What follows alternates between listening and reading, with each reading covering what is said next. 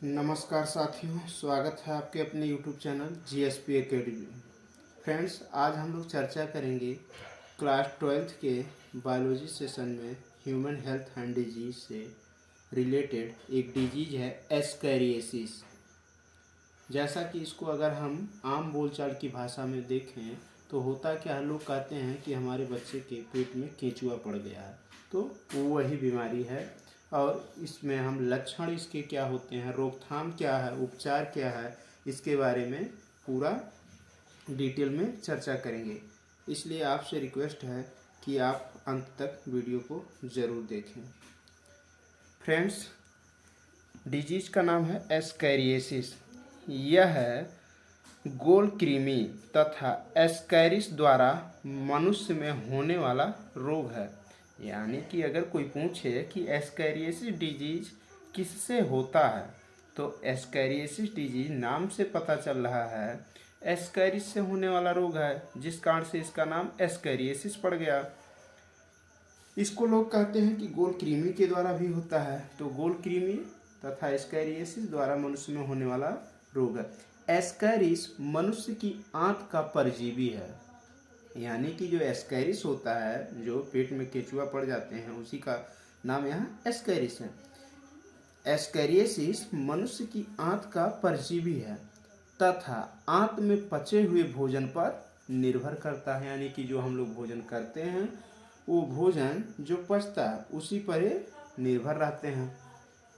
आगे है, परजीवी की संख्या में अधिक वृद्धि होने पर घातक परिणाम होते हैं। ये आंत की दीवारों को क्षतिग्रस्त कर देते हैं।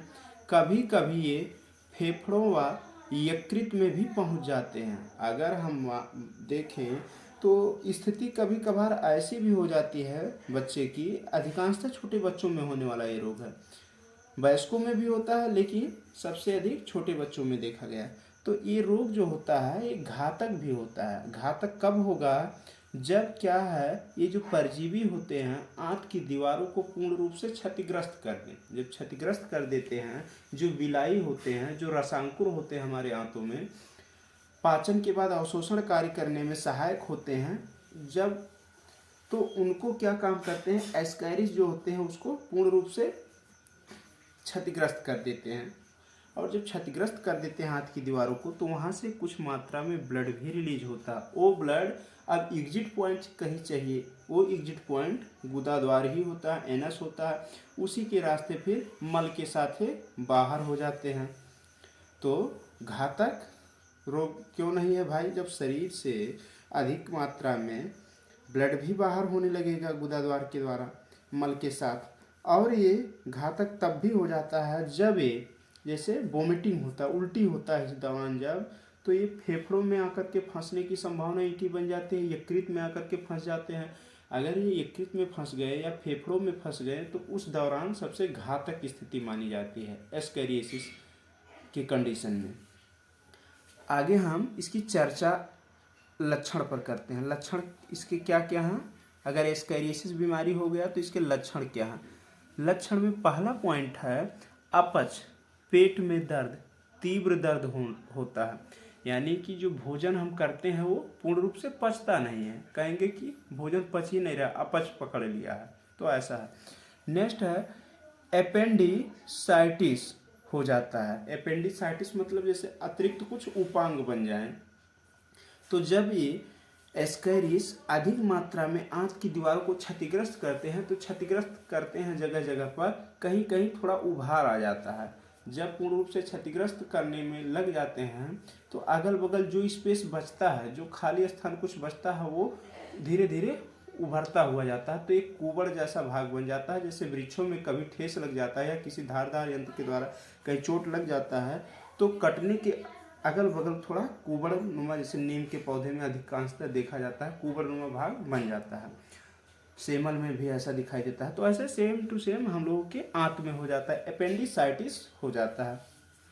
आगे है अतिसार हो जाता है। अतिसार भी एक प्रकार का बीमारी है, तो एस्कैरियोसिस के दौरान हो जाता है। जैसे उल्टी दस्त होना, ये भी इसके लक्षण होते हैं।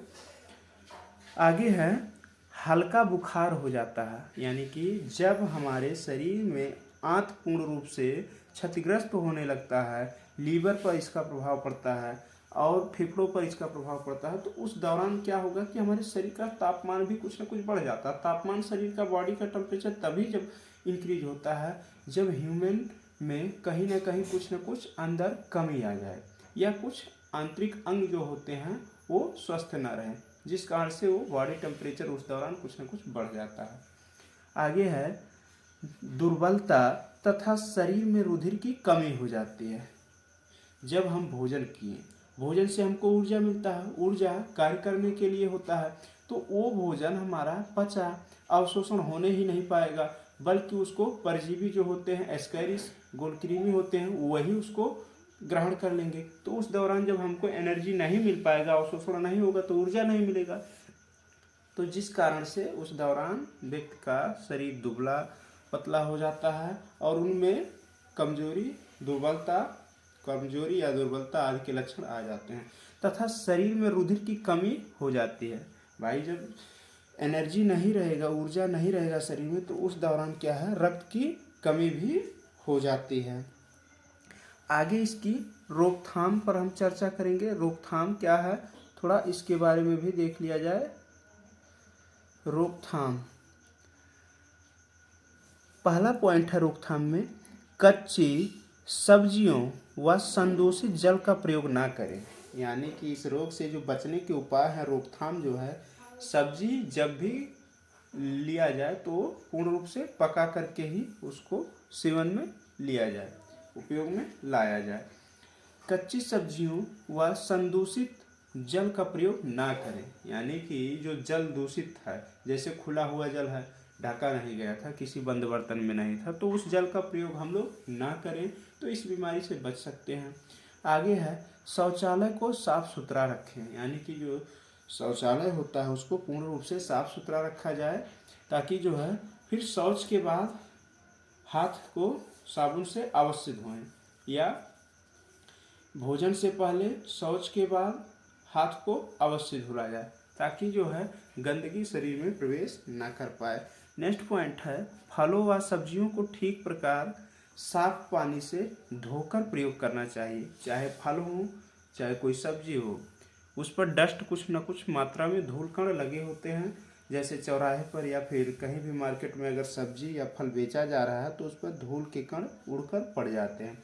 अगर उनको हम धुलकर प्रयोग में नहीं लाएंगे तो वही मिट्टी के कण जो होते हैं, जो धूल के कण होते हैं, हम लोगों के शरीर में प्रवेश कर जाते हैं। और आप लोगों को जानकारी होगा कि 1 ग्राम मिट्टी में लगभग 2.5 अरब माइक्रो ऑर्गेनिजम्स पाए जाते हैं, सूक्ष्म जीव पाए जाते हैं, तो कहीं ना कहीं वो हमारे लिए नुकसानदायक हो जाएंगे। आगे है खाने की वस्तुओं को छूने से पहले हाथों को भली प्रकार धो लेना चाहिए। जैसे हमने पहले बताया कि शौचालय के बाद आप हाथ को अवश्य धो लें, या फिर भोजन करने से पहले साबुन से आप अपना हाथ अवश्य साफ कर लें। तो वही आगे है इसमें, खाने की वस्तुओं को छूने से पहले हाथों को भली प्रकार धो लेना चाहिए। अगर हम समय समय पर अपने हाथों को साफ सफाई हाथों का रखेंगे तो हम अनेकों बीमारियों से बच सकते हैं। अगर चलिए ये रोकथाम है, रोकथाम से कुछ नहीं हो रहा है, तो फिर हम उपचार इसके क्या क्या हैं इसके बारे में चर्चा करेंगे। उपचार क्या होता है, इस बीमारी से बचने के जो दवाएं कुछ बनी हैं उनका क्या क्या नाम। चीनोपोडियम तेल, जो चीनोपोडियम तेल होता है वो इस बीमारी में ज़्यादा सहायक होता है, इस बीमारी से बचने के लिए। टेट्राक्लोरोइथाइलिन, ये भी एक प्रकार का ऐसा रसायन होता है जो काम क्या करता है कि एस्कैरिस नामक परजीवी को मारने का कार्य करता है, का मिश्रण या हैक्सिल रिसार्सिनाल के क्रिस्टल का सेवन एल्कोपार, एंटीपार या डिकैरिस का उपयोग करना चाहिए। यानी कि जो उपचार में आप लोग को इतना दवा बताया गया है, ये दवा सभी दवाएं क्या काम करती हैं, जो परजीवी होता है, एस्कैरिस नामक परजीवी होता है, उसके लार्वा को मारने का कार्य करती हैं। क्योंकि ये जब अपनी संख्या एकत्रित इसमें आंत में बढ़ा लेते हैं तब ज़्यादा घातक हो जाते हैं। तो उनको मारने के लिए ये कुछ उपचार में जैसे चिनोपोडियम तेल, टेट्राक्लोरोइथाइलिन का मिश्रण या हेक्सिलरिसार्सिनाल के क्रिस्टल का सेवन, एल्कोपार का एंटीपार या डिकैरिस का प्रयोग करना चाहिए। ये सब मेडिसिन हैं। इसके अलावा अगर हम देखें मानव कल्याण विकास मंत्रालय के द्वारा, भारत सरकार के द्वारा, राज्य सरकार के द्वारा आंगनबाड़ी कार्यकर्त्री, सहायिका और आशा बहुओं के द्वारा एल्बेंडाजोल नामक टेबलेट्स का डिस्ट्रीब्यूशन कराया जाता है। या फिर केंचुए के नाम से वो लोग कुछ गोली मेडिसिन देती हैं, कहते हैं कि अगर ये 18+ हैं, ये 18 साल से नीचे हैं तो इनको इतना खाना है, इनको इतना खाना है। वो डोज निर्धारित करके डिस्ट्रीब्यूट करती हैं गांव में, जो कि राज्य सरकार और भारत सरकार के द्वारा, केंद्र सरकार के द्वारा वो डिस्ट्रीब्यूट करने के आदेश दिए जाते हैं। और वो कहीं ना कहीं आवश्यक भी है। ऐसी दवाएं जो भारत सरकार या राज्य सरकार के द्वारा, किसी भी राज्य सरकार के द्वारा डिस्ट्रीब्यूट कराई जाए, हर व्यक्ति को उसका क्या करना चाहिए, सहयोग करना चाहिए और उसको ग्रहण जरूर करना चाहिए। उसको उस दवा का दुरुपयोग नहीं करना चाहिए। उसको ले करके अपना जिस प्रकार से सेवन के लिए बताया जाए वो अवश्य करना चाहिए, क्योंकि जितनी भी गवर्नमेंट की दवाएं होती हैं वो ज़्यादा बेनिफिशियल होती हैं। फ्रेंड्स, इस प्रकार से ये एस्कैरियोसिस बीमारी समाप्त हुआ, जो कि इंटरमीडिएट नीट, यूपी बोर्ड के इंटरमीडिएट में और अन्य बोर्ड में ये पूछे जाने वाला जो इम्पोर्टेंट क्वेश्चन बनता है, इसके बारे में हमने पूर्ण रूप से डिस्कस कर दिया और बहुत ही कम समय में। Thank you for watching my channels.